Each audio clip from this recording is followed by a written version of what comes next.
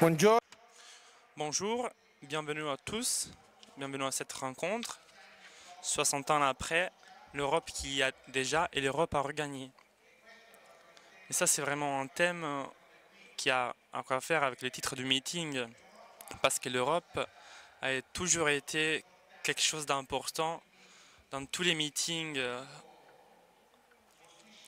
On a eu beaucoup d'invités européens, président du Conseil, président du Parlement européen.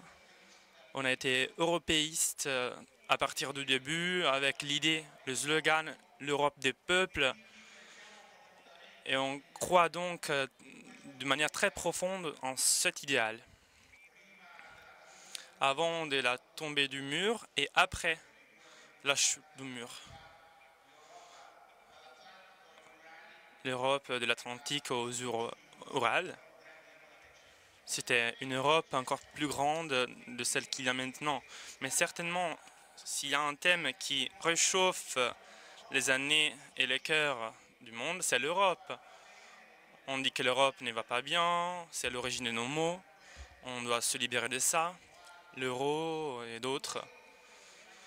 Nous, on reste européistes, mais certainement, on veut que les idéaux qu'ils ont fait l'Europe continuent à aller à l'avant. Et que ce ne soit pas simplement une forme que surtout les gens, les jeunes, sont loin d'eux juste parce que c'est une enveloppe vide, sans rien, sans valeur, pour beaucoup de raisons. La première raison, c'est ce qu'on a vu pendant ce jour-là, et on a parlé de ça avec le président Gentiloni, c'est la lutte au terrorisme, la sécurité, l'immigration.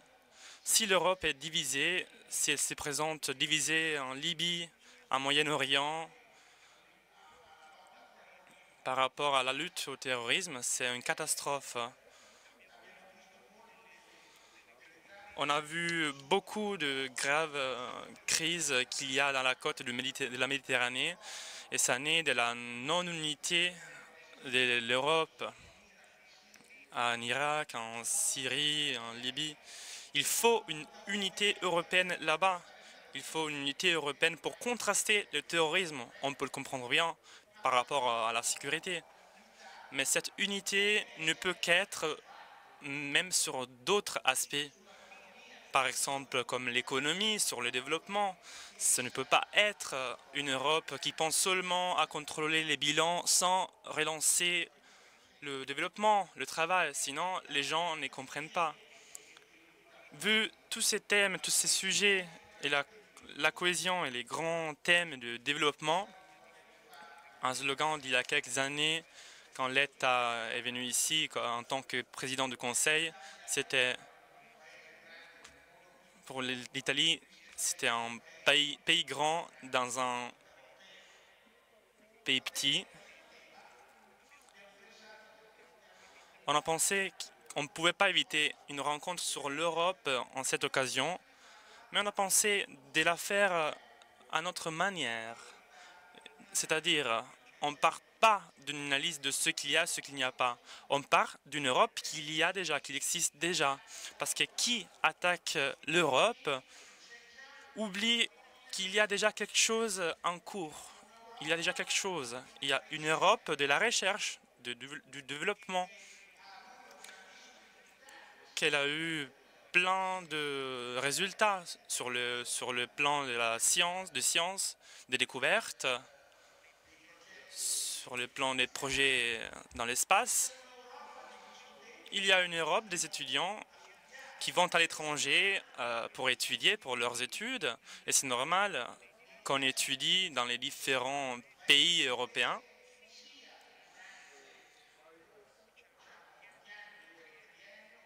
Et durant la licence et durant le master.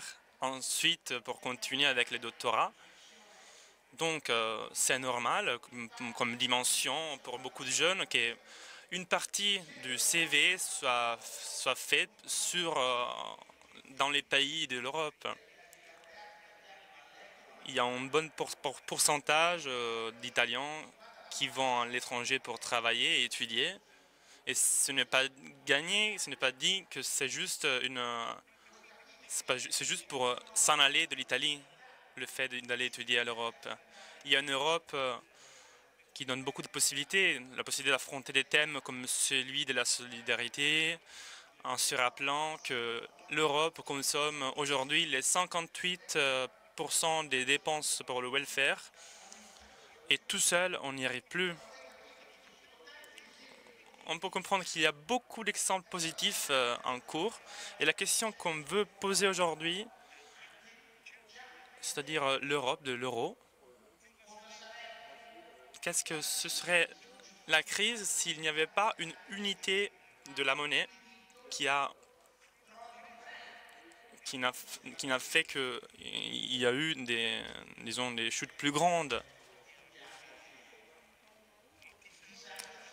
J'ai étudié que le désastre aurait été plus grand sans cette unité de la monnaie. La question, c'est de repartir de ce positif pour faire en sorte que ce positif devienne encore plus grand. On partira par 2 exemples positifs, donc. Mais tout d'abord, on veut dire bonjour à notre intervenant. Tout d'abord, Antonio Tajani, une connaissance du meeting d'il y a beaucoup d'années, et c'est notre président du Parlement européen.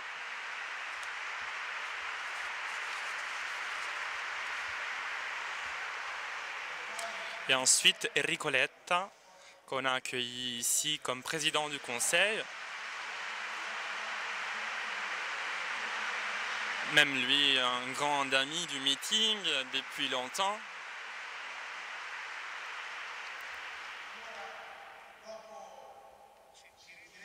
Après, on entendra aussi leurs interventions sur ces thèmes, mais vraiment pour introduire ce que j'ai déjà dit, on a 2 interventions initiales.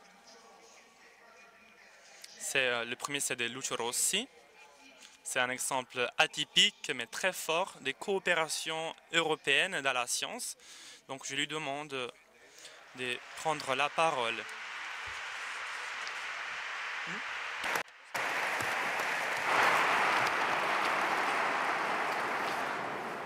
Beh, intanto grazie agli organizzatori per questo.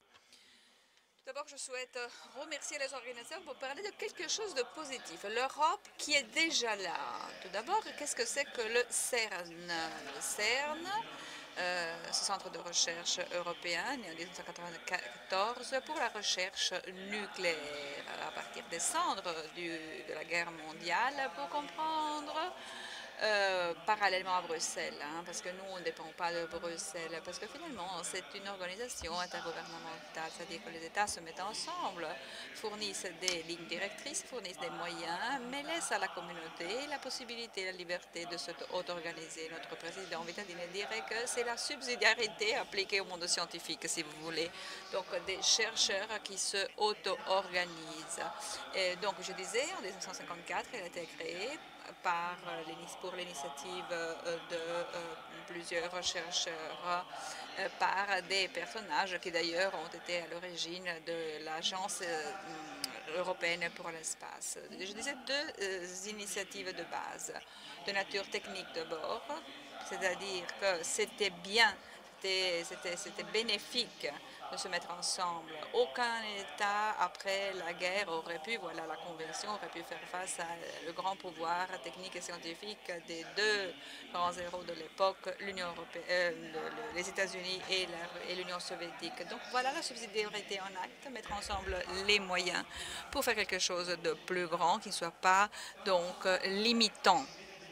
Mais il y a encore un autre aspect qui ressort bien dans notre travail, c'est-à-dire que notre organisation est aussi de la reconnaissance du fait que nos chercheurs étaient une communauté de par elle-même, non pas qu'une organisation géographique, mais aussi culturelle, donc une approche différente.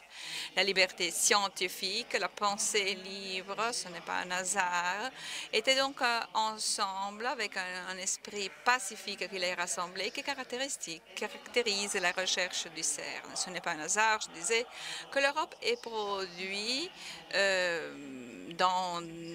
et c'est ça une de ses excellences, une organisation naissant de la reconnaissance que la connaissance a une valeur en soi.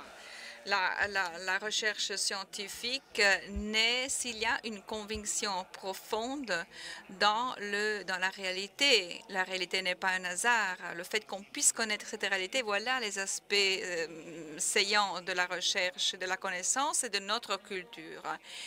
Et cela nous amène donc à affirmer que la valeur de la connaissance a une valeur en soi, qu'il vaut la peine de le connaître parce que donc on peut affirmer quelque chose qui existe. Cette haute organisation, cette subsidiarité du monde scientifique, donc voilà comment elle a pris forme. Vittadini parlait de son succès. En effet, nous comptons 22 États membres. Un n'est plus géographiquement européen, même si, bon, il faut faire des considérations sur ça. Je parle d'Israël. Nous avons également plus de 22 000 employés. 11 000 scientifiques venant du monde entier qui, au CERN, font de la recherche. 11 000 chercheurs, je disais, dont 60% d'origine européenne et 40%, ce qui veut dire 5 000 à peu près, sont de non-européens. CERN, aujourd'hui, est le plus grand laboratoire scientifique américain. 1700 chercheurs, ingénieurs américains viennent chez nous pour faire de la recherche. Pas à croire, c'est pas de la fuite de cerveau, c'est les cerveaux qui reviennent en arrière. C'est l'Amérique qui revient à la base.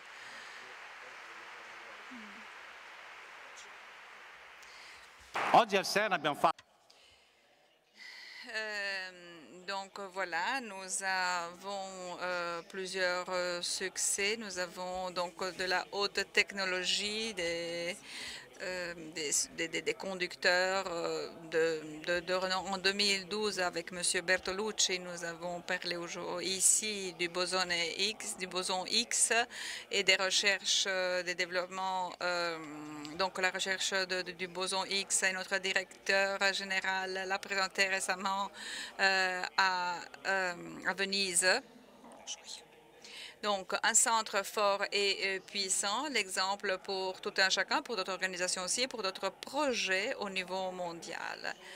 Cette force dérive du fait de quoi? Du fait que nous avons une bonne organisation, des moyens? Bien sûr, certainement, le fait d'avoir une bonne organisation, c'est une bonne chose. Avoir des financements, c'est bien. Mais je vous dis aussi qu'aujourd'hui, peut-être la recherche a plus de problèmes parce qu'elle est financée au niveau national que parce que les sous peuvent venir du niveau européen. Mais la force dérive de son identité. Le CERN est reconnu comme le meilleur exemple, le meilleur succès au niveau européen.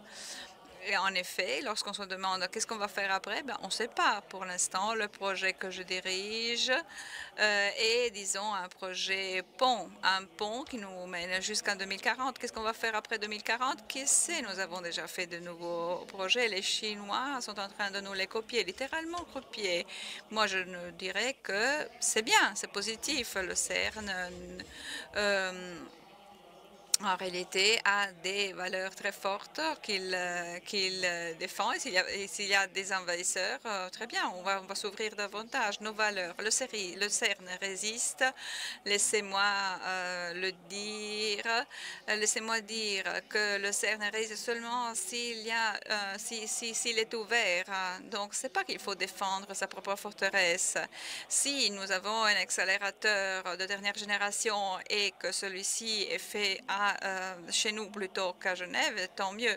Mais l'important, c'est l'ouverture, faire comprendre que la connaissance est possible. C'est ça ce qu'il y a de plus précieux. Mais ça, on ne va pas le défendre en se fermant, mais au contraire, si on va s'ouvrir et l'amener à l'extérieur. Je ne sais pas si l'Europe d'aujourd'hui pourrait faire un nouveau CERN. Je parle à M.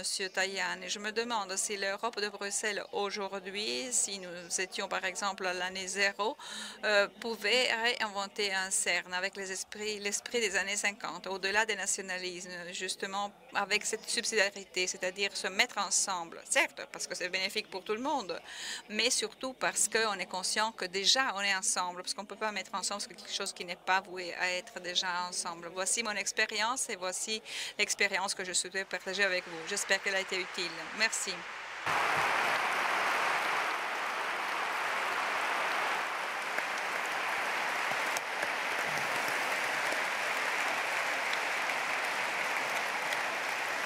Il secondo esempio positivo. Le deuxième exemple positif vient de Madame Corvio, étudiante à Padoue, maintenant à Milan, à l'université de Bocconi, qui nous parlera de ses études qui ont été faites grâce au projet Erasmus en Europe.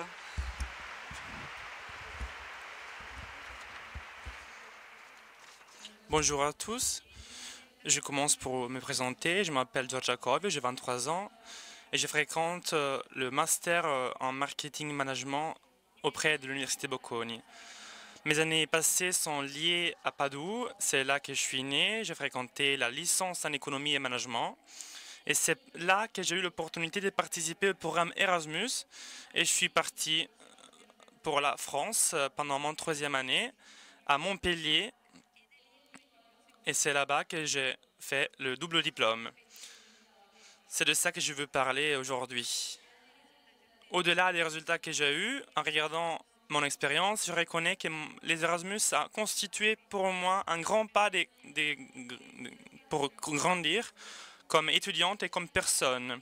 Je veux résumer ça en 3 éléments principaux. Avant tout, de l'Erasmus, j'ai développé un regard ouvert sur le monde. À l'université, on était 4 Italiens sur environ 200 étudiants étrangers, et européens et pas européens. Et c'était inévitable de faire face avec une université en beaucoup d'aspects. Par exemple, depuis tout de suite, était évident comme nos collègues avaient des backgrounds théoriques, des façons d'étudier très différentes des nôtres. Mais peu à peu, être conscient de ça et l'accepter, ça nous a amené avec le temps, de sortir de notre petit groupe, mais c'était formé parce que quand tu es avec quelqu'un dans la même place, tu raisonnes de la même manière, tu restes avec eux.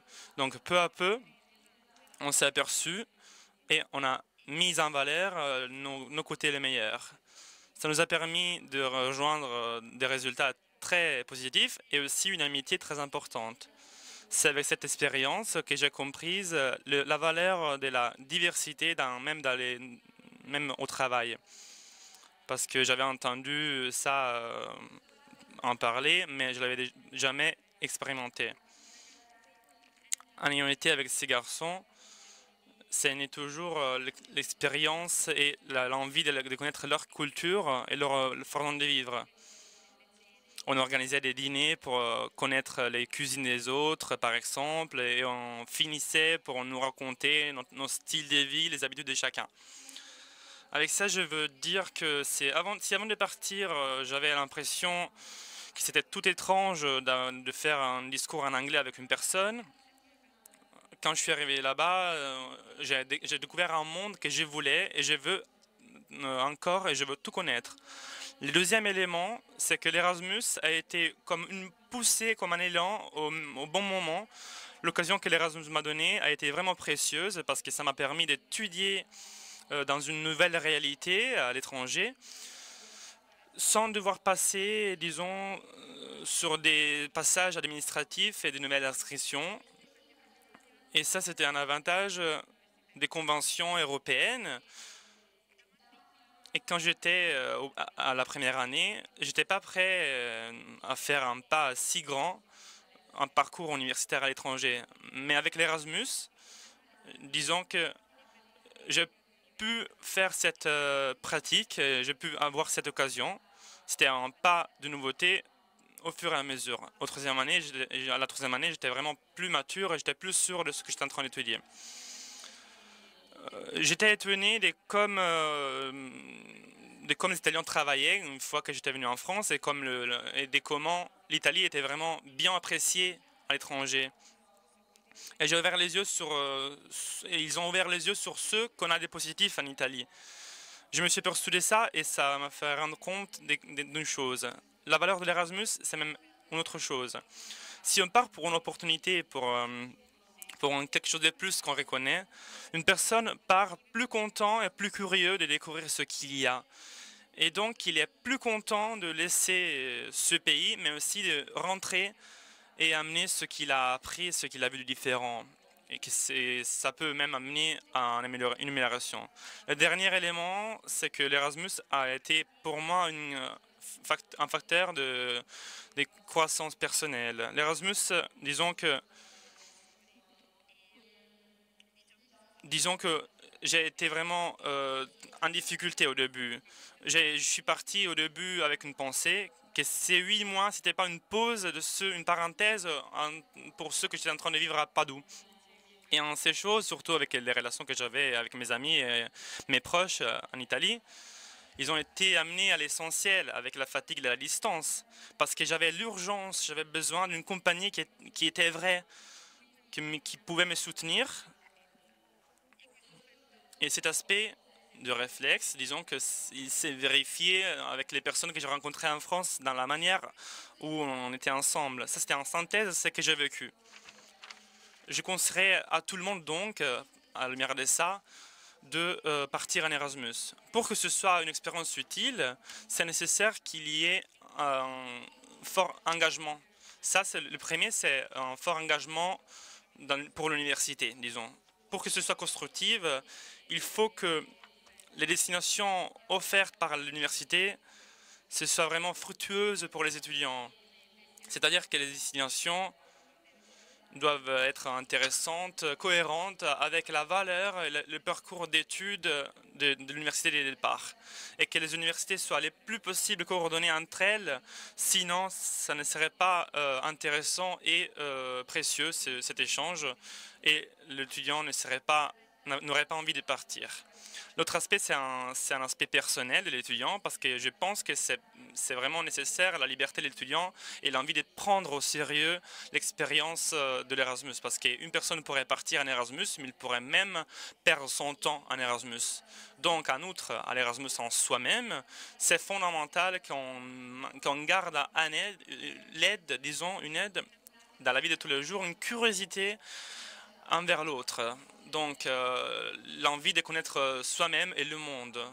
Ainsi faisant, la relation entre les universités européennes peut devenir plus facilement une occasion d'enrichir de manière personnelle et un facteur de croissance commune. Merci beaucoup.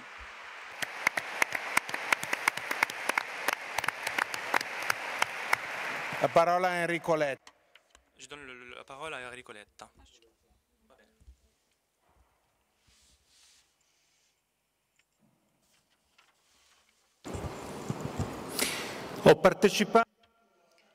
J'ai participé à plusieurs éditions du meeting. La dernière remonte à il y a 4 ans. J'avais un autre rôle à ce moment-là. Depuis lors, je n'ai plus eu la possibilité de le faire. Je vous remercie pour l'invitation cette année. Voilà, vous m'avez manqué beaucoup pendant ces 4 années, je dois dire.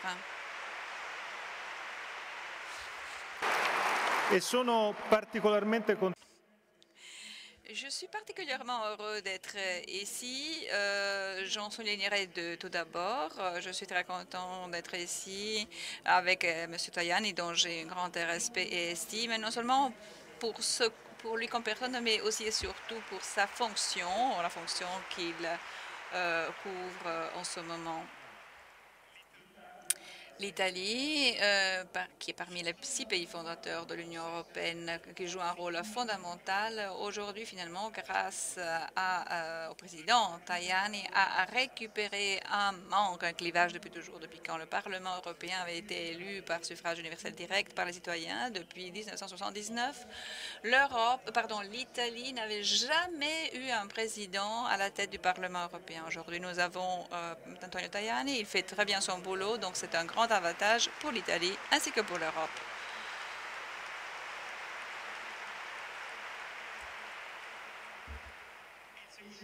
La deuxième raison ultérieure pour laquelle je suis contente d'être ici aujourd'hui est liée au titre du meeting. Comme Emilia me rappelait, les titres du meeting sont chaque fois vraiment un exercice de créativité magnifique. Moi, je pense que le titre de cette année, c'est le meilleur que vous ayez jamais inventé parce que c'est vraiment, il est hyper idéal et super idéal pour ce moment précis de l'histoire de l'Europe et de l'Italie. C'est vraiment le titre qui nous rappelle ce que c'est que notre responsabilité comme Italien tout d'abord et comme Européen aussi. Voilà, nous l'avons héritée, cette Europe. Personne d'entre nous n'a rien fait pour la conquérir. Nous n'avons pas fait de guerre, nous n'avons pas fait la reconstruction de l'après-guerre. Nous ne l'avons pas construit, nous, cette Europe. Voilà, on se l'est trouvée comme ça devant nous. On nous l'a offerte, nos pères fondateurs qui l'ont construite, qui sont déjà morts pour l'Europe. Et aujourd'hui, nous sommes là à réfléchir justement sur ce titre pour une raison très simple. C'est-à-dire les raisons sont différentes. Les raisons qui ont poussé, avec lesquelles nos pères fondateurs ont construit l'Europe ne sont pas les mêmes raisons pour lesquelles nous arriverons à faire de sorte que les citoyens retombent amoureux de cette Europe, italiens et européens. Nous ferions erreur si nous pensions que tout simplement il faudra reparcourir le même chemin, comme Giorgio Vitalini rappelait dans sa belle introduction. Nous devons comprendre ce qui est en train de se passer. Nous devons donc partir de cette compréhension et élaborer quelque chose de nouveau, un nouveau discours sur l'Europe. Parce que, faute de ça, nous perdrons le plus grand succès de nos pères et nous jetterions, et c'est exactement à l'inverse de ce que vous dites dans votre tweet, nous jetterions la plus grande opportunité de toujours. Pourquoi je dis tout a changé? Eh bien, je le synthétise rapidement, c'est-à-dire une considération directe et simple.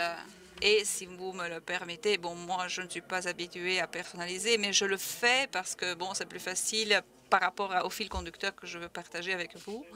Alors, la durée de la vie d'une personne par rapport au temps de l'histoire, qu'est-ce que c'est? Bah, rien du tout, finalement, on pourrait répondre. Rien. Pourtant, en une génération, pendant le laps de la durée d'une génération, pensez à tout ce qui s'est passé. Je pense à ma génération, par exemple. Eh bien, hier, c'était mon anniversaire. Je suis née en 1966, j'ai 51 ans, tout juste hier. Donc, disons moitié, à peu près, moitié d'une génération, je demande pardon. Alors voilà, quand ma génération, voilà, quand je suis née, quand les hommes et les femmes de ma génération sont arrivés sur Terre, il y avait à peu près 3 milliards de personnes sur la planète. Lorsque ma génération, moi, quittera cette Terre, donc une génération, un laps de temps, une génération, il y aura 10 milliards de personnes sur cette Terre. Ça veut dire que imaginez, le laps de temps, durée de vie d'une personne, cette Terre passera de 3 milliards à 10 milliards de personnes qui y vivent. Première conséquence, la Terre était une lorsqu'il y avait 3 milliards de personnes, lorsque moi je suis née, les gens commencent à naître, et la même Terre devra faire vivre 10 milliards de personnes.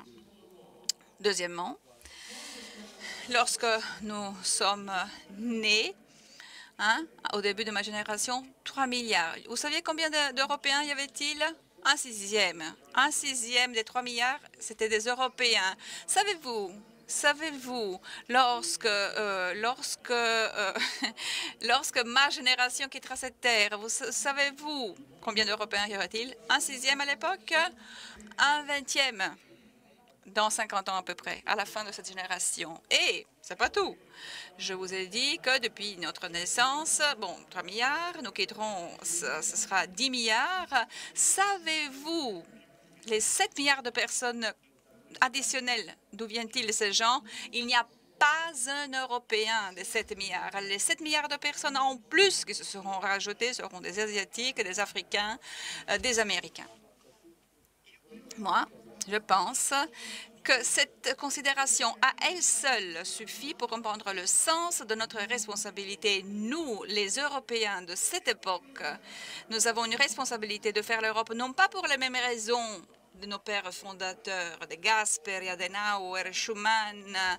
Il y a une très belle exposition qui parle justement de ces pères fondateurs, mais pour des raisons qui sont liées, qui ont trait aux enfants et aux petits-enfants et des générations à venir. Lorsqu'on parle de démographie, des erreurs sont commises. On parle de dates, on parle de chiffres. Lorsqu'on parle de démographie de venir, il faut toujours tenir à l'esprit les yeux des enfants, de ses propres enfants et des petits-enfants. C'est ça la démographie. Ce n'est pas, bon, dire, bon, en 2070, 2026, il y a ça qui arrive, en 2050, c'est ça qui arrivera, etc. Non, lorsque mon enfant aura 40 ans, c'est ça qui se sera produit. Lorsque mon petit-enfant aura 15 ans, alors voilà ce qui sera arrivé. Alors, si c'est ainsi que le monde change, et si nous, les Européens, nous serons ça ou ça dans ce monde à venir, alors quel est le sens de notre existence sur le monde? C'est pas le sens qu'on avait au début, lorsqu'on était le centre de tout, lorsque c'était nous qui distribuions les cartes, surtout lorsque le monde se déchirait entre les francophones, les anglophones et les hispanophones ou je ne sais quoi. Le monde de demain sera différent, ce sera un autre monde. Nous aurons 7 milliards de personnes supplémentaires. Il y aura donc 7 milliards des Américains, des Africains, des Asiatiques. Et alors, nous, les Européens, nous aurons une grande responsabilité. Nous avons d'ailleurs aussi une chance. Le pape, c'est le premier pape non européen de l'histoire qui, en ce moment précis, nous rappelle notre responsabilité d'Européens. Voilà, le pape qui vient de loin, hein, qui nous a dit qu'il venait de la fin du monde, du bout du monde. Européens, rappelez-vous que les valeurs dont vous avez hérité, hein, et c'est ça, c'est fort hein, comme message, vous êtes les seuls au monde capables de les garder tous ensemble et de les respecter et de les mettre en pratique tous ensemble. Réfléchissons, l'égalité entre hommes et femmes, les droits des travailleurs, le fait que les enfants ne doivent pas travailler, doivent être protégés, le non à la peine de mort, la protection de l'environnement, de la culture, du paysage.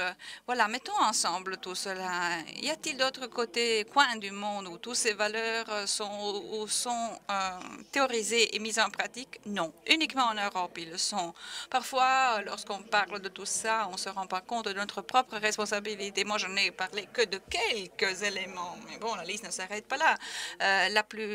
Voilà, la moitié du monde, un tiers du monde, ne sait même pas de quoi on parle, ne sait même pas ce que c'est que ces valeurs. Lorsque moi je pense à l'avenir de l'Europe, lorsque je pense à l'avenir, je pense à mes enfants et je me demande, mais voilà, dans quel monde je voudrais qu'ils vivent? Je voudrais qu'ils vivent dans le même monde où moi j'ai eu tout ce que j'ai eu, où j'ai eu de l'air pur, propre, etc. Ou alors voilà, je voudrais qu'ils vivent dans un monde où il n'y a pas de règles, il n'y a que Trump et les Chinois qui dictent les règles du jeu. Je n'ai pas de doute, moi je veux que mes enfants puissent vivre dans un monde où les règles pour l'environnement sont décidées par les Européens, mais pour cela faire, il faut être unis et il faut être aussi capable d'avoir un impact et de l'influence.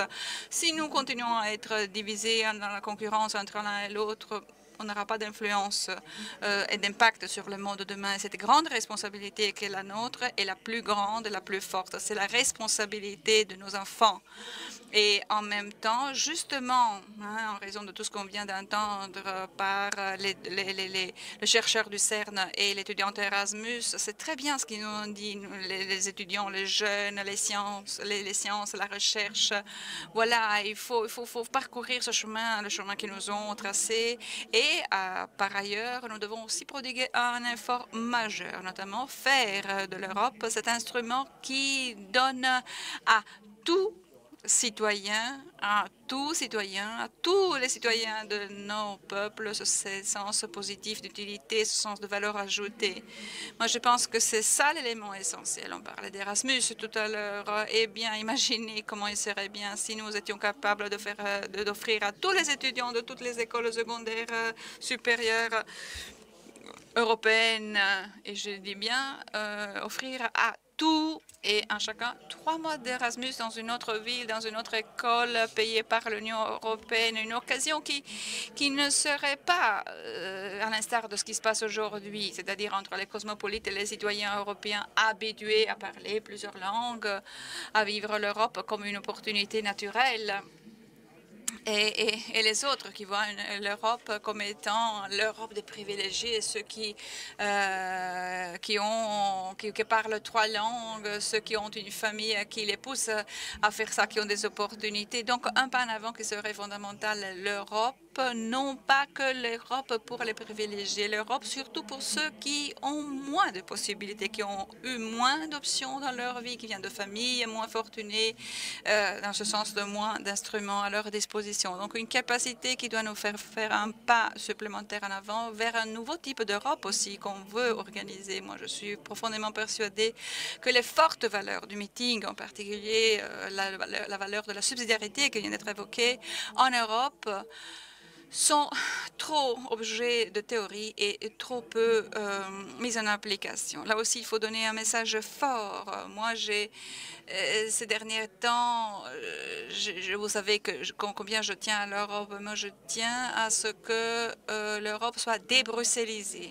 Je m'explique, que l'Europe revienne à être l'Europe des plusieurs capitales européennes, des régions européennes, des villes européennes. Il y en a beaucoup. Non seulement un centre unique, une seule capitale. C'est pas comme ça que ça marche, voir un seul centre, une seule capitale. E per fare questo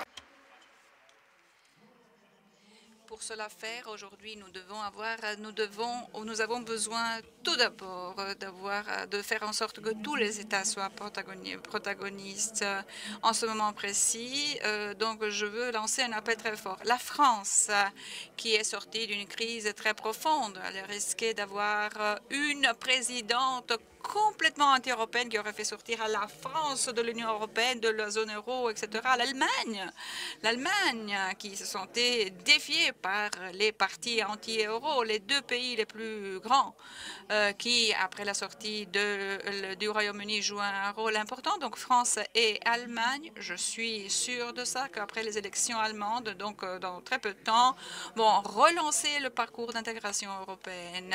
Et là, c'est là que, pour nous les Européens, un match fondamental se joue. Est-ce que les Italiens seront là aussi dans ce match? Est-ce qu'ils seront là en première ligne ou pas? L'Italie a toujours été protagoniste dans les passages essentiels. N'oublions jamais voilà, les 60 ans des traités de Rome. Les traités de Rome n'ont pas été écrits à Rome pour des raisons touristiques ou climatiques, ou que sais-je.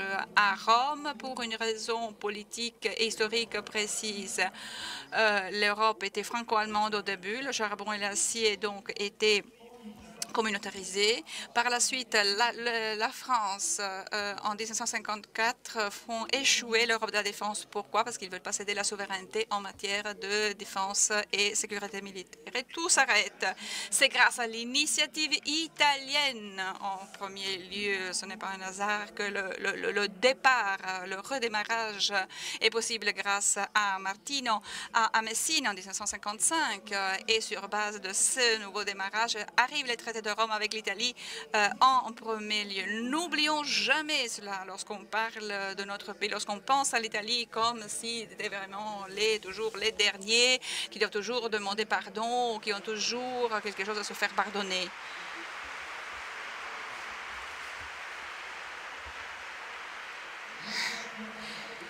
Mais voilà, nous savons que relancer l'Europe, c'est quelque chose qui se fera dans quelques mois. Eh bien, sans avec nous, ils le feront. Sans nous, ça sera pire pour l'Europe et pour nous. Alors, qu'est-ce qu'il faut faire pour y être? Tout d'abord, il faut mettre en valeur au maximum ce qui nous représente en Europe et dans notre histoire. Il n'y a jamais eu une présence italienne si importante comme celle de M. Tajani, mais je pourrais également mentionner, et je le fais avec beaucoup de plaisir, le président de la Banque centrale européenne, M. Draghi, qui est en train de faire l'intérêt de l'Europe et de l'Italie en même temps. Si l'Italie restait debout, nous le devons surtout à Mario Draghi. Moi, je pense que vraiment, il mérite un applaudissement pour exprimer toute notre reconnaissance pour son effort passionné et important. En même temps, la haute représentante des affaires étrangères en Europe, Mme Mogherini, une responsabilité importante dans un domaine important pour nous aussi. Donc voilà, il faut mettre en valeur les personnes qui nous représentent en Europe. Et puis, nous, les Italiens, il faut que nous, on joue notre rôle aussi. Comment? Eh bien, je pense que c'est le moment de mettre de côté les divisions, voilà. Il faut choisir le chemin de l'unité et de la réconciliation. Voilà, c'est le moment de l'unité, c'est l'unité qu'il faut poursuivre en ce moment dans notre pays.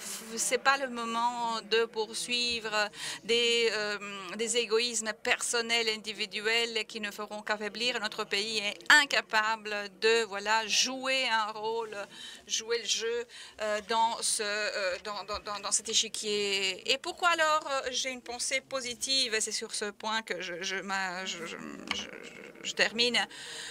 Voilà, en passant à l'expérience que j'ai faite pendant mes 3 dernières années, une expérience, une fois quitté le Parlement italien, une fois engagé dans une expérience avec les étudiants universitaires à Paris, où il y a d'ailleurs aussi beaucoup d'Italiens, et parallèlement engagé à faire naître une école de politique à laquelle vous avez participé aussi, une activité totalement volontaire aussi pour pas mal d'Italiens. Je me suis rendu compte que, justement, à partir de l'expérience universitaire que je viens de citer, et d'ailleurs, c'est une grande satisfaction, je vous l'assure, mais bon, finalement, si on ne va pas l'exploiter jusqu'au bout, alors voilà, elle reste là, lettre morte.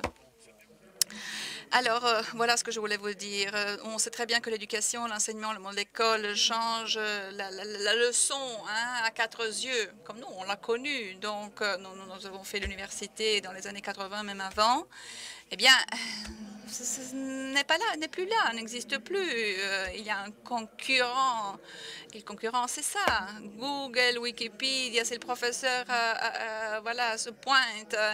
Et s'il arrive là, justement, seulement pour transmettre la connaissance, il y a toujours une connaissance des informations qui, peut-être, qui n'aura pas été mémorisée. Il y a un étudiant qui dit, ah, professeur, voilà, mon professeur, je vérifie, c'est pas 53 millions, c'est 48 millions, voilà, et le professeur, là, fera aussi gaffe, voilà, et on dirait qu'il ne connaît même pas sa matière. Mais bon, c'est pas que maintenant Google ou Wikipédia qui vont remplacer l'éducation, c'est en défiant Google et Wikipédia. Hein? Et là, on peut le défier et montrer qu'ils sont bien perdants. Donc, c'est le transfert des points cardinaux de la vie. Wikipédia, Google ne pourra pas transmettre les points fondamentaux, les points cardinaux de la boussole qu'est la vie. Les points cardinaux de cette boussole ont besoin de l'expérience pour être transmis. Voilà pourquoi nous sommes en train de faire face à ce nouveau type d'enseignement. Par exemple, des simulations de négociation. Et d'ailleurs, je m'amuse parfois à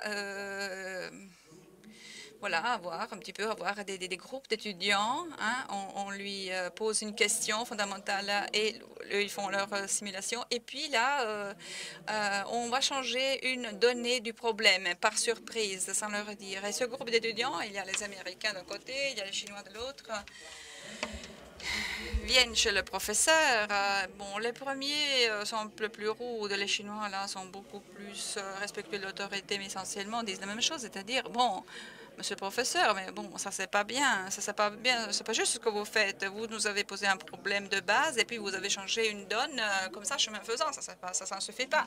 C'est pas bien. Alors vous allez lui répondre, mais ça c'est la vie alors qui n'est pas correcte. Votre vie professionnelle ne sera pas faite d'un parcours linéaire où rien ne change, où toutes les donnes sont présentes. Vous devez vous habituer à vivre la vie comme une séquence de crise, non pas comme étant quelque chose qui, est toujours la même chose, il ne change rien.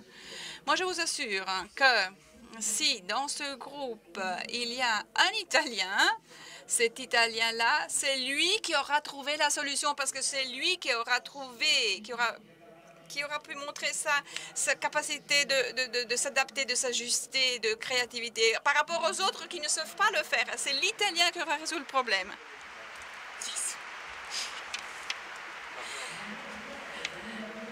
On le disait tout à l'heure, les Italiens sont les plus recherchés dans le monde pour trouver des solutions, des managers, des jeunes, des professeurs. Voilà. Et pourtant, nous avons cette force additionnelle, cette capacité extraordinaire, cette flexibilité, capacité d'ajustement qui est parfaite pour le moment d'aujourd'hui que nous vivons. Alors pourquoi,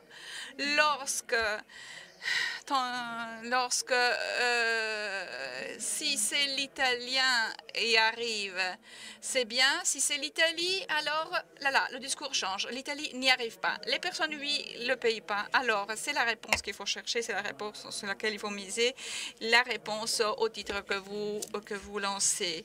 C'est une réponse difficile, mais qui aura trouvé la réponse à cette question aura, encore une fois, renforcé notre pays encore une fois, et qui l'aura fait, aura renforcé l'Europe et aura donné la réponse que nous souhaitons donner à nos enfants. Merci.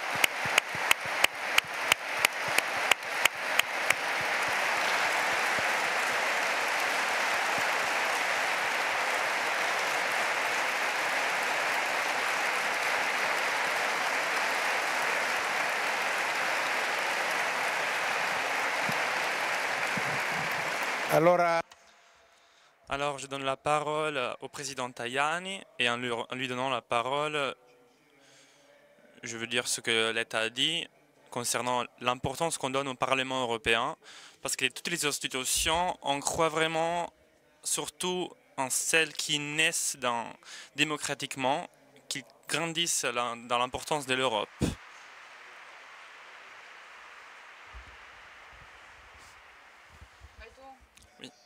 Merci, cher Giorgio. Merci au meeting pour l'accueil qu'ils m'ont réservé encore une fois. C'est avec grand plaisir que je suis ici avec vous pour discuter et parler du problème et des problèmes qui concernent notre futur, notre avenir. Je veux remercier de manière très particulière Ricoletta pour ses beaux mots, pour ces paroles qu'il m'a donné, qui m'a adressé. L'estime, c'est mutuel, l'estime que j'ai pour lui, pas seulement parce que c'est un homme très cultivé, pas seulement parce qu'il a été le président du Conseil d'Italie, avec laquelle j'ai collaboré comme commissaire européen, même si je n'ai pas été indiqué dans ton gouvernement, parce qu'on a été des collègues au Parlement européen. Ma considération pour toi, elle est haute, surtout parce que tu es une personne honnête et comme il faut. Et ça compte plus qu'autre chose.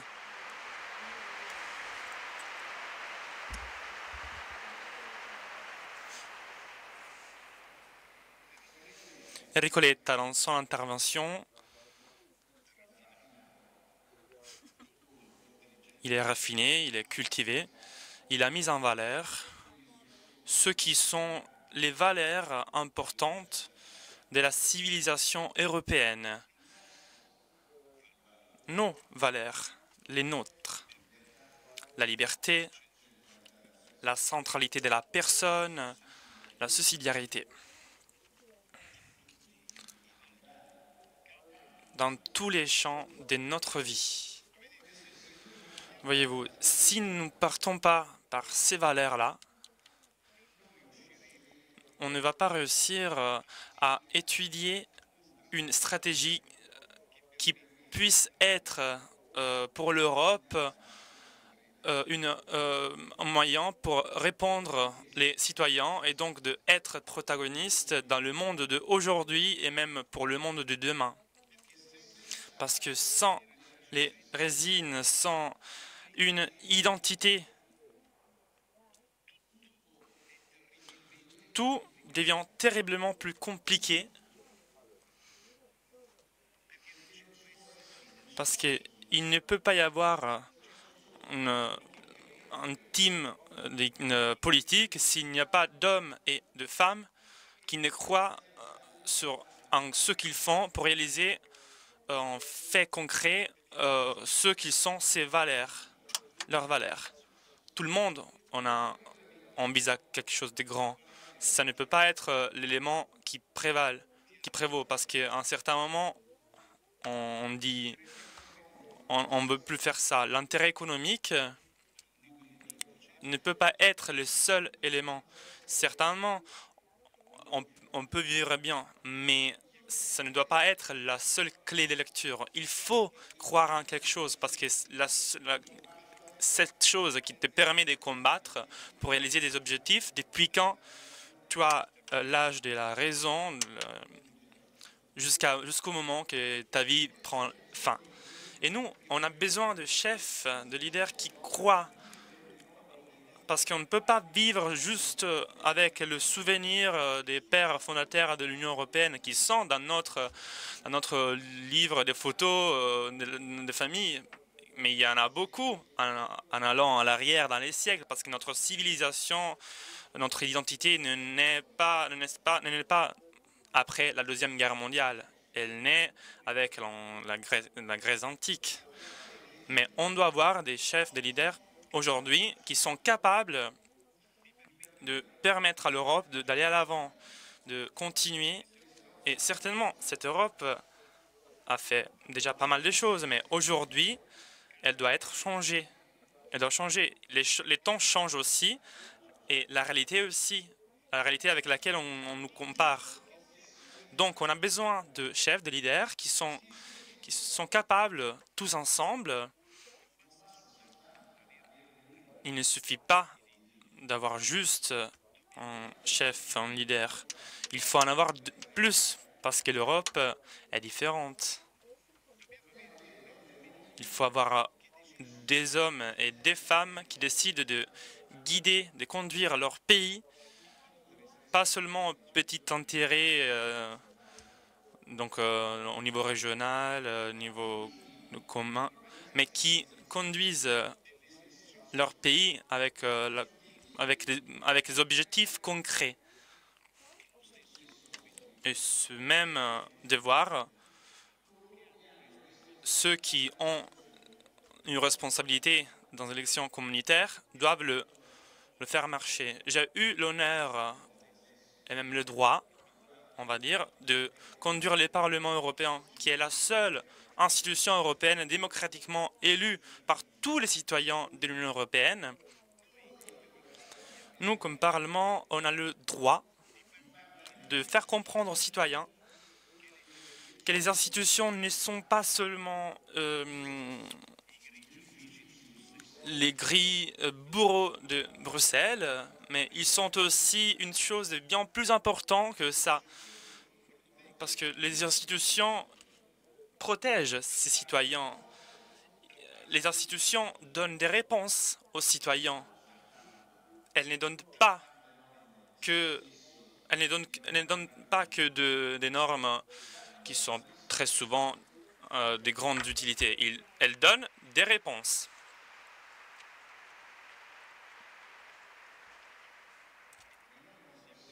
Et nous ne pouvons pas changer cette Europe.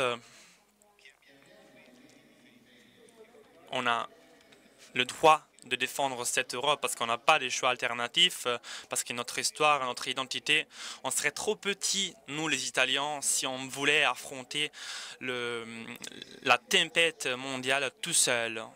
On irait où tout seul? Avec quel courage on pourrait aller tout seul dans la grande tempête mondiale, dans l'âge de la mondialisation? On pourrait le faire si on est tous ensemble, les Européens, en gardant nos identités, en les conservant. Quand quelqu'un me disait « je suis à faveur de l'Europe », mais ça ne veut pas dire de renoncer à l'amour pour sa propre patrie. Je suis fils de militaire, oui, je suis bien attaché au drapeau, à la patrie, mais je suis bien attaché aussi à la patrie européenne, au drapeau européen, parce que même eux, ils sont mon identité. Alors, ces trois grands défis qu'on a aujourd'hui pour faire un pas de l'avant et changer l'Europe, la première, c'est le terrorisme. La deuxième, c'est l'immigration. La troisième s'appelle travail. Le terrorisme, c'est la blessure qui nous a vraiment blessés durant ces derniers jours, surtout en particulier. Même nos compatriotes ont été blessés, sont morts en Espagne, à Barcelone, ou en Finlande, ou même avant, en Allemagne. Mais qu'est-ce qu'il faut faire pour gagner le terrorisme? Il faut des déclarations, ça suffit les promesses? Non, il faut combattre tous ensemble parce que l'attaque, c'est notre modèle de civilisation. Qui veut toucher l'Europe veut toucher tout d'abord notre liberté parce qu'ils ne vont pas tirer contre le militaire, contre les policiers, contre le politique. Ils vont donner de la terreur avec les gens normaux pour faire changer le modèle de vie. Donc la première réponse est une réponse politique. Ne changeons pas notre modèle de vie, mais pour ne pas changer notre modèle de vie, la politique, c'est la politique tout d'abord qui doit donner ce sens de protection et de garanties aux citoyens. Donc il faut bien collaborer tous ensemble entre Européens parce qu'il y a encore malheureusement trop petites choses comme les secrets, mais on s'en fiche si le petit secret de l'intelligence le dit à un autre quand il s'agit de sauver une vie humaine.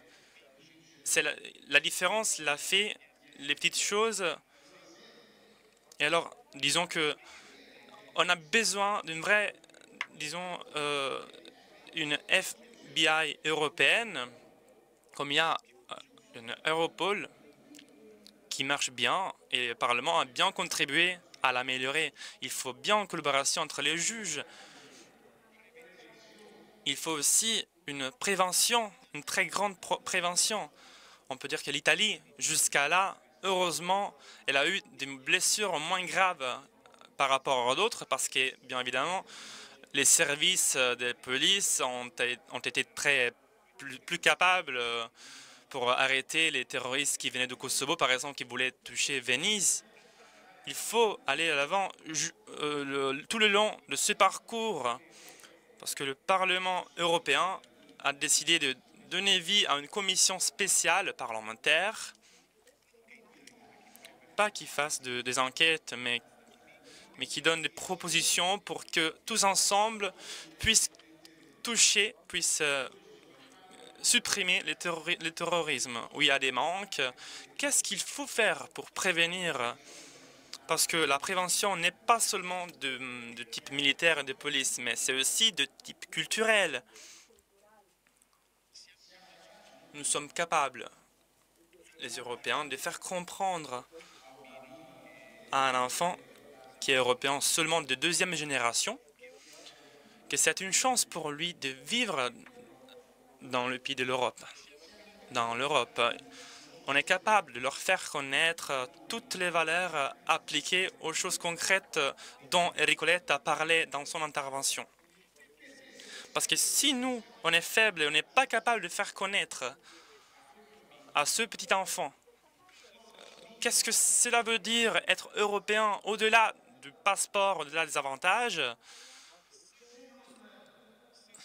si on ne se retrouve pas dans cette identité, cet enfant, quand il deviendra un adolescent, il va chercher une autre identité.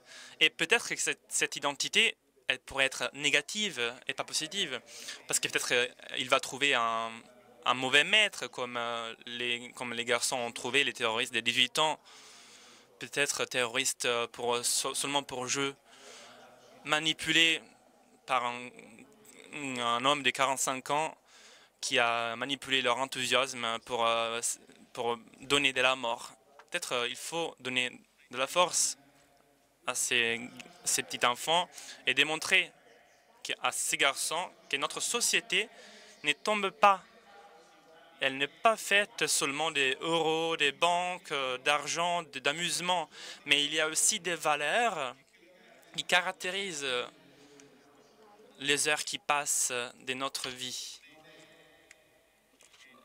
Ce n'est pas en enlevant la croix des classes qu'on intègre les petits jeunes d'une autre religion.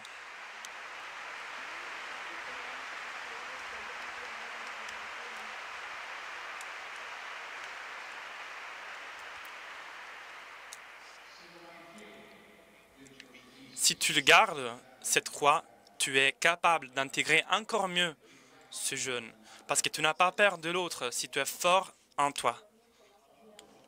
J'ai eu l'occasion de dîner avec Père Albanese, qui connaît un prêtre qui connaît très bien l'Afrique, et il me racontait que à la fin d'une rencontre en Afrique, dans un pays musulman, qui sont très durs dans ces cas, lui a demandé la permission de célébrer une messe. Vous savez ce qu'il s'est passé? Qu'est-ce qui s'est passé? Eux, ils ont fait célébrer la messe, ils ont participé à la messe, juste parce qu'ils ont vu en ce prêtre quelqu'un qui croyait dans ses propres valeurs. Même si eux, ils n'étaient pas convaincus, mais ils l'ont respecté. C'est même une question de respect. L'intégration. L'intégration, c'est une question de respect. Nous, il faut qu'on respecte les autres, mais il faut aussi que les autres nous respectent. Il faut aussi se faire respecter par les autres.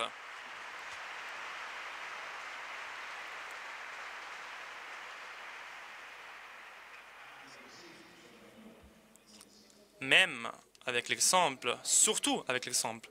Donc, la lutte au terrorisme doit être accompagnée par une action pour résoudre le problème de migration. Les chiffres sont vraiment la photo de la réalité. L'Afrique, en 2050, elle aura 2,5 milliards de personnes. En 2100, elle aura 5 milliards d'habitants. On peut penser de résoudre ce problème, le problème de migration et les flux en Afrique vers le nord avec 10 motovedettes. Il faut résoudre les flux de la Libye, certainement, avec rigidité, esprit humanitaire, tous ensemble, en mettant nos valeurs en place, mais il faut même penser sur ce que l'Europe devra faire à partir d'hier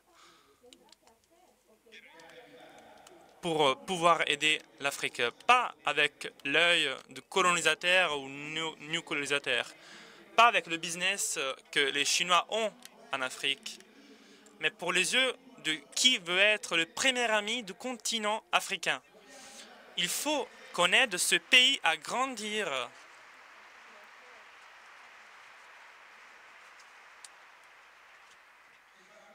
Le Parlement européen a approuvé il y a quelques semaines une finance de 4 milliards, plus ou moins 40 milliards pour l'Afrique. Ce n'est pas beaucoup. Il faudrait des investissements de 40 milliards pour faire effectivement 400 milliards en Afrique, parce qu'il y a des phénomènes de terrorisme, le changement climatique, la croissance démographique, car ici, les guerres qui vont pousser ces personnes vers le nord du monde. Et alors nous, même à travers la démocratie économique, il faut qu'on intervienne pour faire grandir ce continent, l'Afrique, parce que notre système a un rôle très important. L'agriculture en première, les petites et moyennes entreprises, l'industrie, il y a aussi les matières premières, les premières matières. Il ne faut pas que l'Europe décide pour l'éternité les prix des premières matières, disons, à partir, disons, des Chinois. Donc, on a besoin d'une stratégie pour l'Afrique. Être l'interlocuteur le principal de l'Afrique. Mais il faut même ici une volonté politique, parce que l'Europe peut aller de l'avant si sur le thème du terrorisme et de l'immigration a la volonté politique de faire des choix, de prendre des choix. Tous ensemble, en abandonnant des égoïsmes qui vont nous faire risquer de rester figés, de ne pas continuer. Dans la lutte contre le chômage, on a des pourcentages, hélas, très hautes. Malgré la crise est dans une phase conclusive, mais en Italie, en Espagne, en France, il y a des pourcentages de chômage en jeunesse trop élevés, trop élevés. Nos fils risquent de perdre l'espoir si nous n'intervenons pas. Mais comment on construit l'occupation? On construit l'occupation si l'Europe est capable de se donner une vraie politique industrielle. On a besoin d'une vraie révolution industrielle en Europe pour donner vie à un système productif, moderne, respectueux de l'environnement, mais qui puisse aussi créer de l'occupation sans industrie, sans entreprise, parce que sans entreprise et sans industrie, en Europe, on ne crée pas de travail.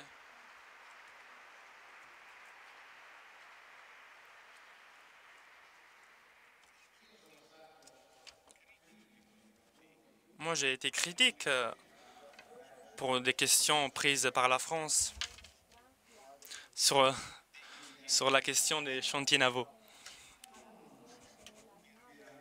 Mais pas pour amour des patries italiennes. Parce qu'il y a été aussi beaucoup d'autres occasions dans lesquelles les Français,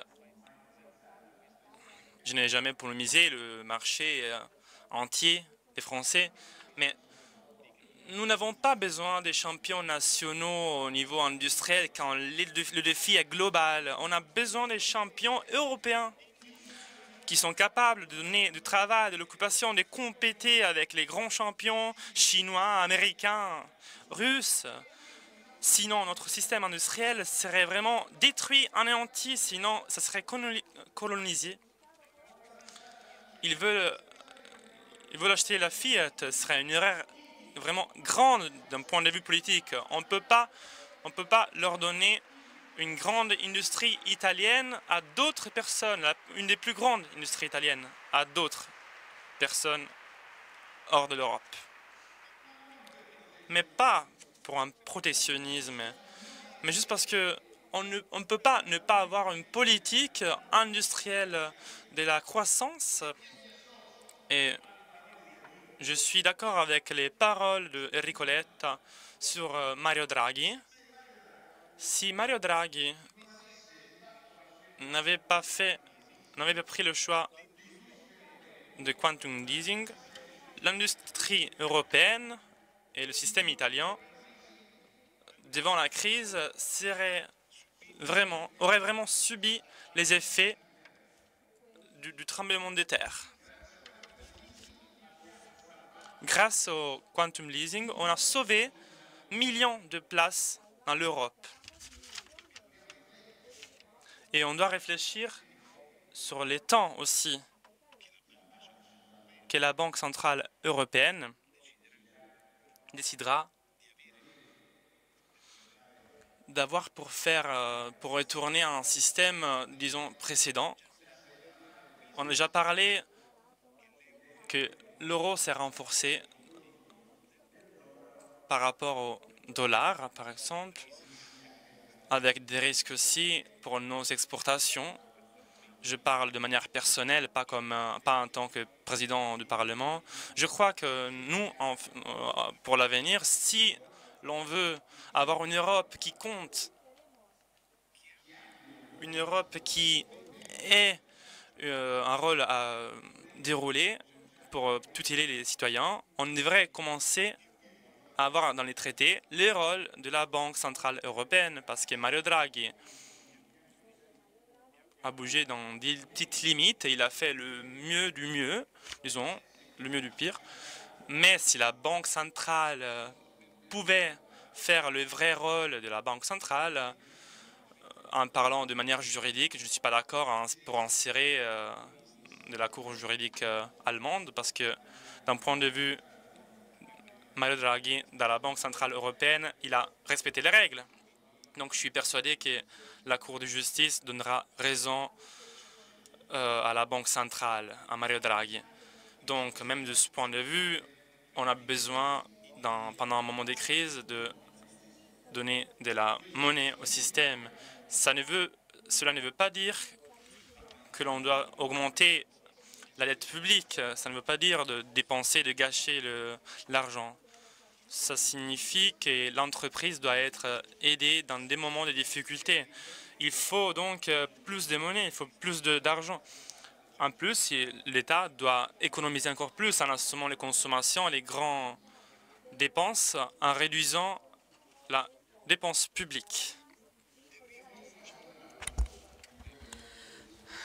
Eric a soulevé un problème que je considère comme étant fondamental, l'Europe de demain, et on ne peut pas s'en passer. Quel type d'Europe voulons-nous? Quelle Europe aurons-nous avec des valeurs? Parce que sans valeurs, elle s'effrite. Elle ne peut pas affronter l'émergence qu'est l'immigration, ne peut intégrer personne. Voilà. Mais cette Europe peut-elle être l'Europe avec une leader que j'admire, pour laquelle j'ai du respect, mais une Europe finalement déséquilibrée, non? Donc voilà, une Europe où il n'y a que les intérêts allemands qui finalement sont défendus.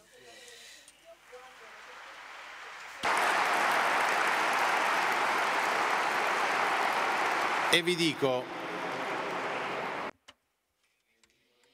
Enrico Letta, je pense qu'il pourrait confirmer, les Allemands obtiennent leurs résultats parce que voilà, ils se battent et ils se battent pour leurs intérêts, etc.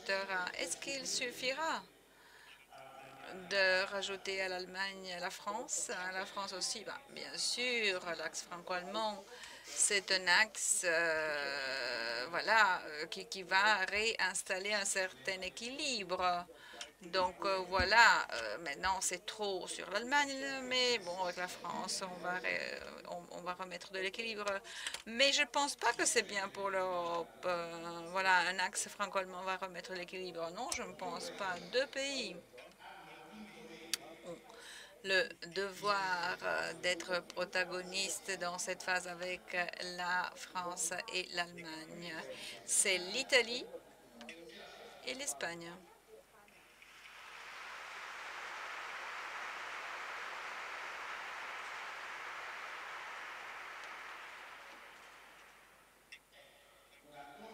Voilà, un accord à quatre, non pas pour exclure les autres, mais pour voilà, faire un petit peu comme dans les compétitions de vélo, c'est-à-dire les quatre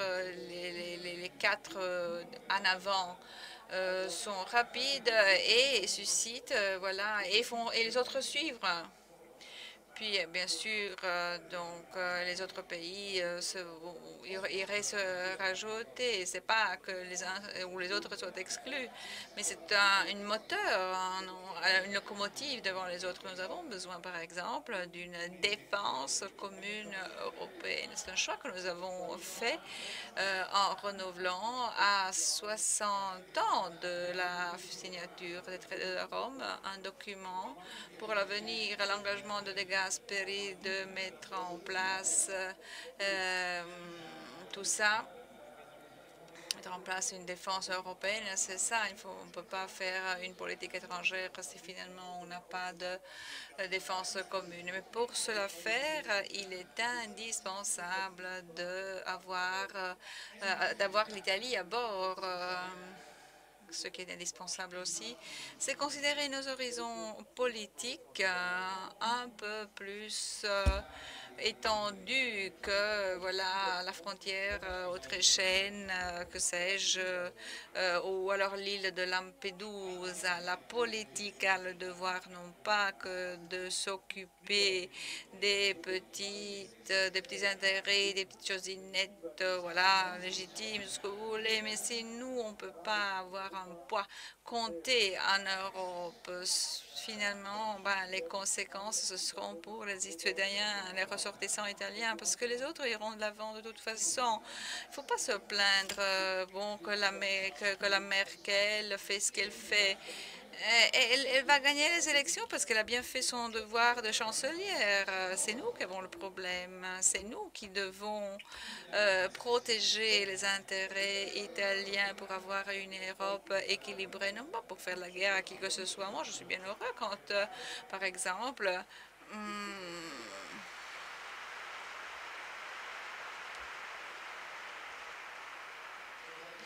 pour mettre en place une politique industrielle européenne. Confindustria italien rencontre son homologue à Bozen. Moi, je veux bien, l'Italie qui compte, dialogue avec les autres, participe, c'est pas qu'elle subisse. Mais si tu ne fais rien, bah, tu subis, hein, c'est normal, si tu n'es pas en première ligne. Et c'est pas que voilà, tout le monde est contre nous, voilà. Nous, au dernier ballottage il y avait deux Italiens pour les élections au Parlement européen, le président Gianni Pittella du groupe socialiste et le Parti populaire européen. Donc, 100% des possibilités d'avoir un président italien au Parlement européen. Pourquoi? Parce qu'on a fait des choix, parce que nous sommes engagés.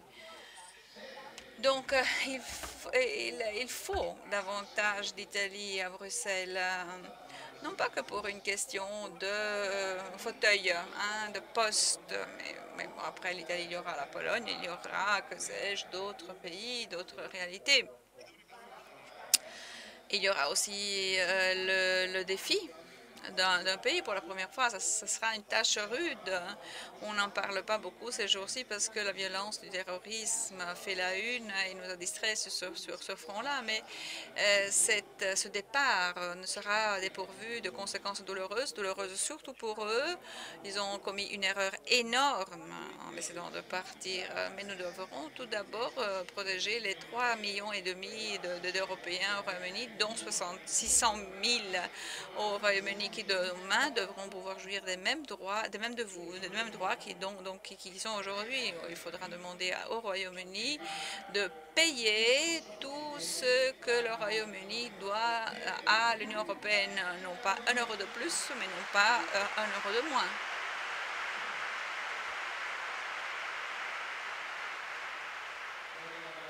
Il faudra garantir également la paix en Irlande. Et cela ne veut pas dire que voilà, on est parti pour la guerre contre le Royaume-Uni. Je suis persuadée qu'une fois que la question de la sortie est réglée, le Royaume-Uni pourra être un valable interlocuteur dans la lutte contre le terrorisme. Bien sûr, ils vont quitter l'Union européenne, mais géographiquement, ils restent en Europe.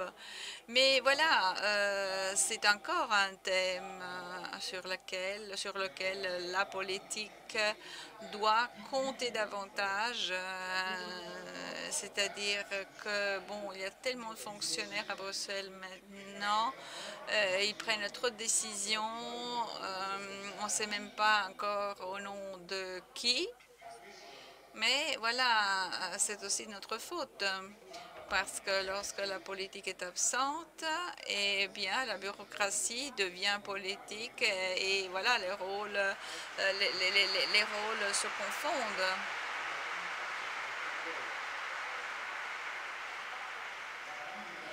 La politique doit donner la ligne directrice, la bureaucratie, voilà, contribue à la réalisation des objectifs dictés par le moteur.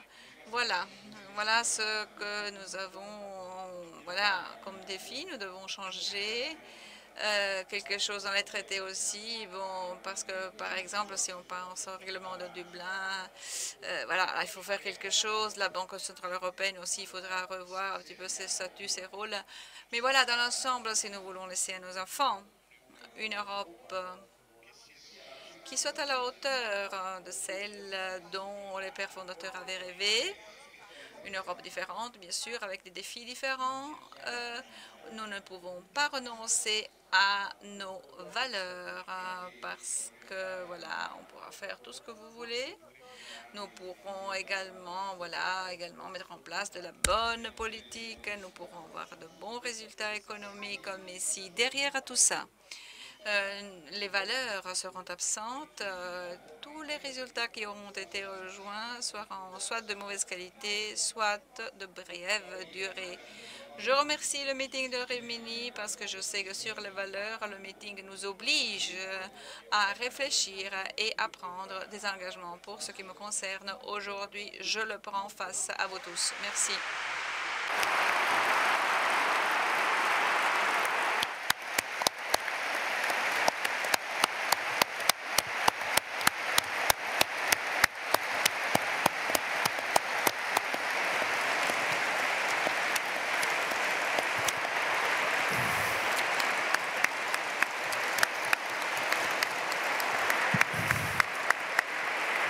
Je voudrais brièvement tirer les sommes de cette rencontre en partant avec une blague un peu polémique sur ceux qui disent que tout nous va bien et on n'a pas d'identité. C'est pas vrai que tout passe pour nous, parce que l'identité, on va pas se mettre de côté pour l'identité. Qui dit que l'identité, c'est pour prendre part à quelque chose? C'est une personne qui est vieille, c'est un vieux. C'est un vieux qui avance, qui gagne rien, qui a rien gagné de son passé et répète sur ces pages des choses qu'on a vues il y a 20 ans, il y a 10 ans. Il doit se moderniser maintenant. Parce que je vais tirer les sommes de cette rencontre. Qu'est-ce qu'il nous va bien maintenant et qu'est-ce qu'il ne nous va pas bien maintenant? C'est pas en prendre parti pour ce que vous faites dans l'identité. Ça nous va bien les institutions. Et aujourd'hui, c'est étrange pour nous parce que tout le monde fait le jeu de faire tomber de la tour. Le Parlement ne va pas, les politiques ne vont pas, l'Europe ne va pas. Aujourd'hui, ça ne va pas à la mode qu'une institution va bien, que le Parlement nous intéresse.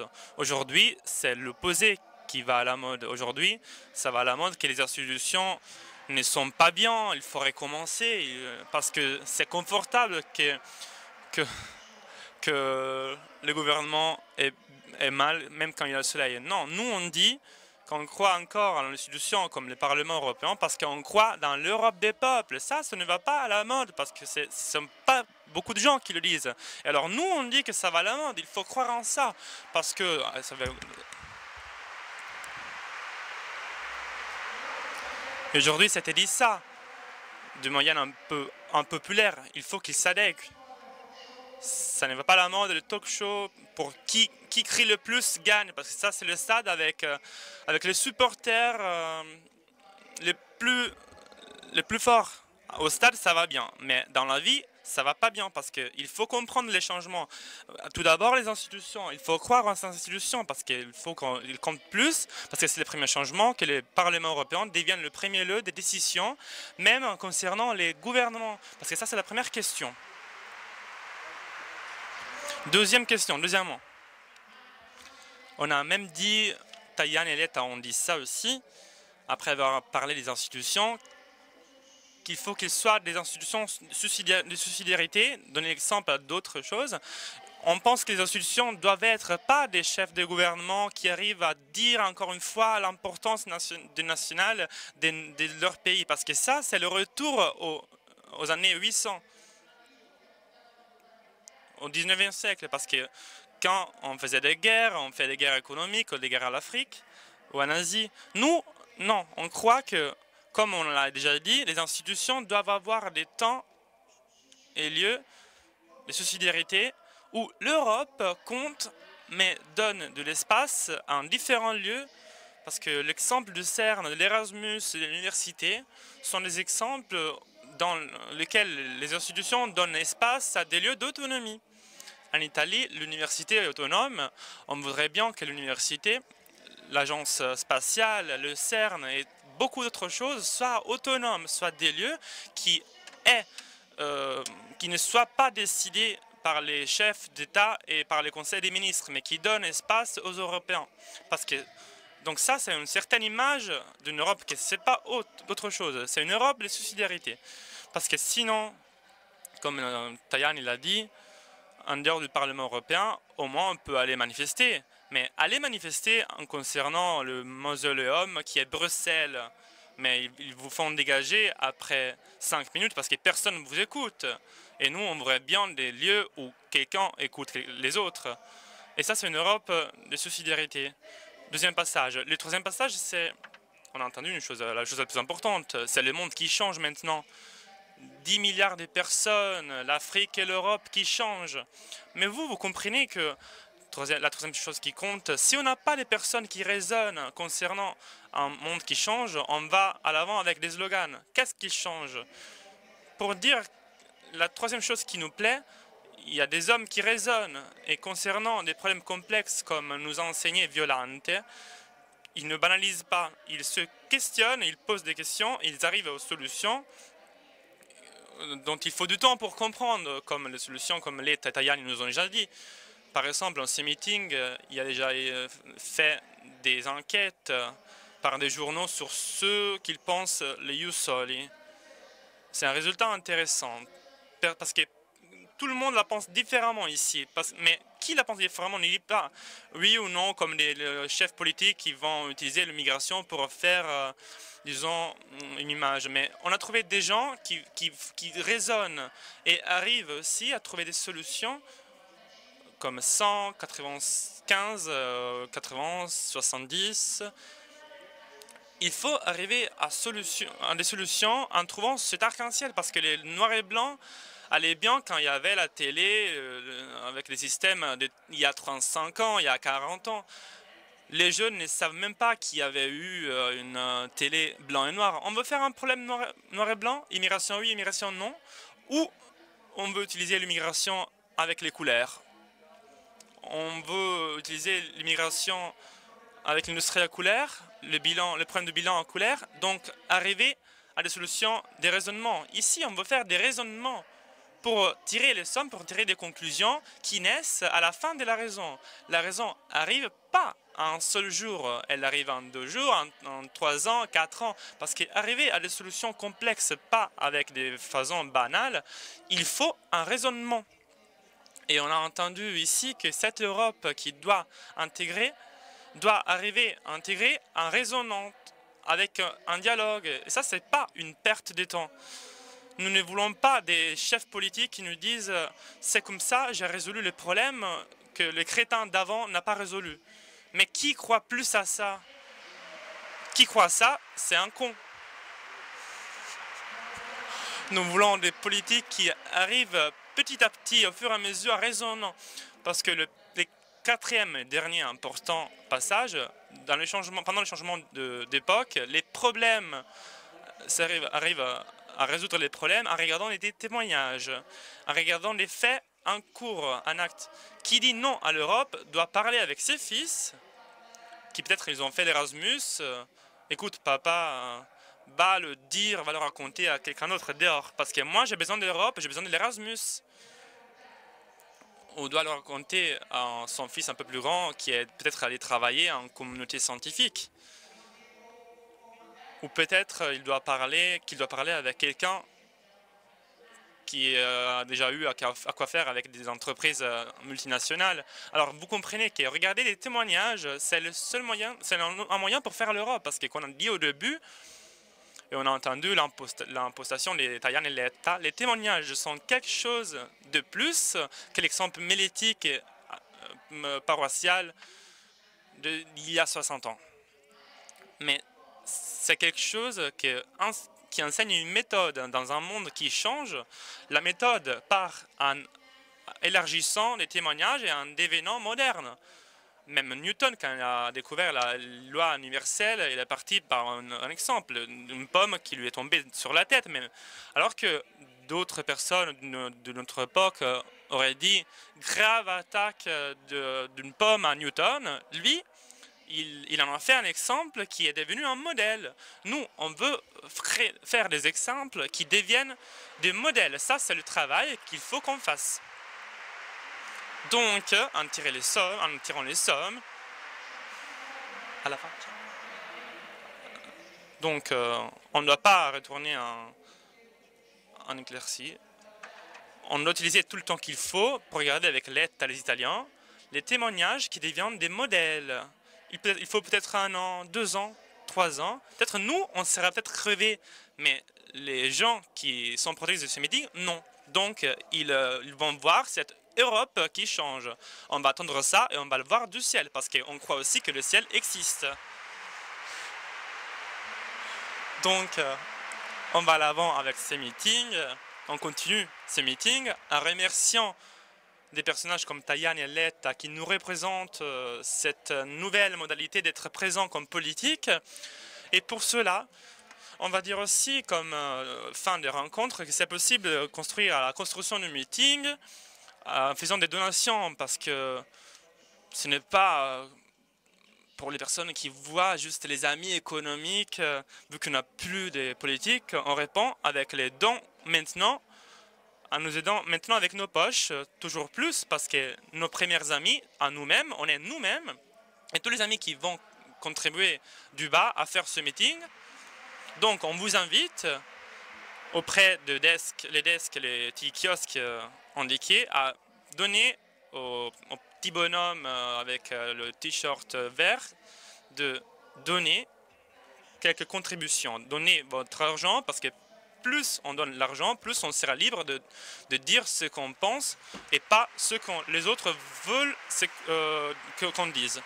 Merci beaucoup.